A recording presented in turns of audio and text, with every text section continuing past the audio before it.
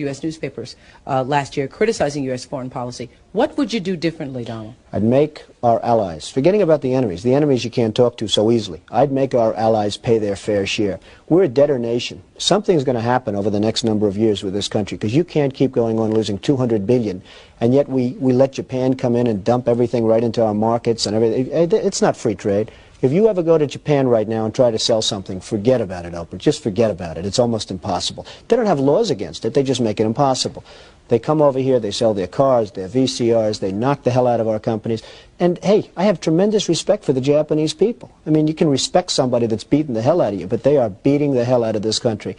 Kuwait, they live like kings. The poorest person in Kuwait, they live like kings. And yet they're not paying. We make it possible for them to sell their oil. Why aren't they paying us 25% of what they're making? It's a joke. This sounds like political presidential talk to me, and I know people have talked to you about whether or not you want to run. Would you ever?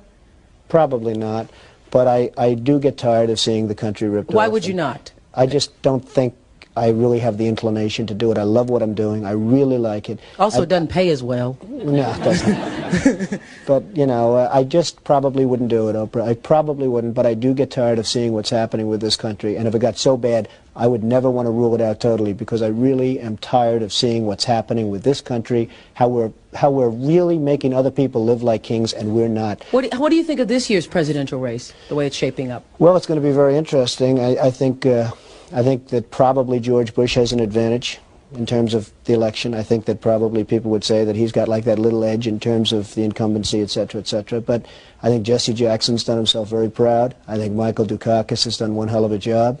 And George Bush has done a hell of a job. You know, they all went in there sort of as semi-underdogs, including George Bush, and they've all come out. I think people that are around all three of those candidates can be very proud of the jobs they've done. You've said, though, that if you did run for president, you believe you'd win. Well, I don't know. I think I'd win. I tell you what, I wouldn't go in to lose. I've never gone in to lose in my life. And if I did decide to do it, I think I'd be inclined. I would say that I would have a hell of a chance of winning, because I think people